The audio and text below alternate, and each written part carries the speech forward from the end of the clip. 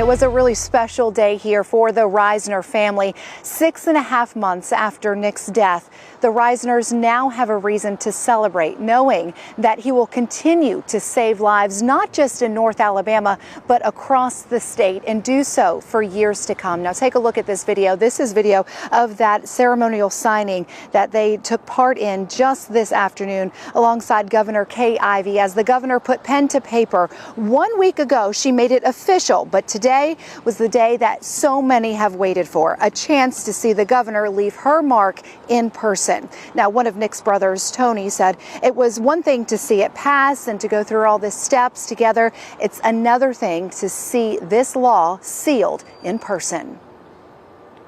We kept thinking something great has to come, from this tragedy, and this is just one of those great things that's going to come. We know Nick's going to continue to help so many people, even after he's gone.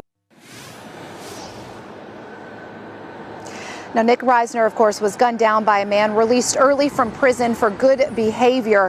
His accused killer was originally serving time for manslaughter for killing his own father. Now, this law now prevents convicts who use a deadly weapon to kill someone from being released early under Alabama's good time law. Now, I want to bring in Way 31's Alex Torres-Perez, who really did a lot of the heavy lifting for us at Way 31 throughout these last few weeks following this bill as it went through the legislative session. And Alex, at one point, it looked like this bill wasn't even going to make it through committee.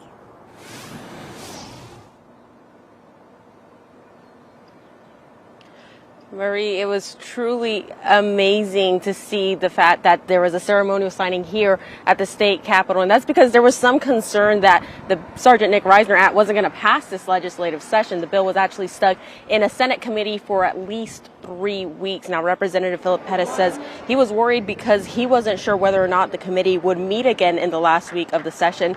And that's when we started making calls and headed down to Montgomery to find out what the holdup was. The committee chairman told us that there was no delay, and within 48 hours, the bill unanimously passed the Senate and House. Representative Pettis says those calls and the work from other state lawmakers made sure the bill moved forward. Well, I think y'all putting pressure on the news media, putting pressure on them. The Speaker of the House was working with me. The majority leader, everybody was putting pressure, trying to get them to, because they knew this was an important bill for me and the family, and we wanted to make sure it got passed. It was a top priority for the House. Now, Representative Pettis says the work's not done yet. He's actually working on another project for the family for next year. Marie?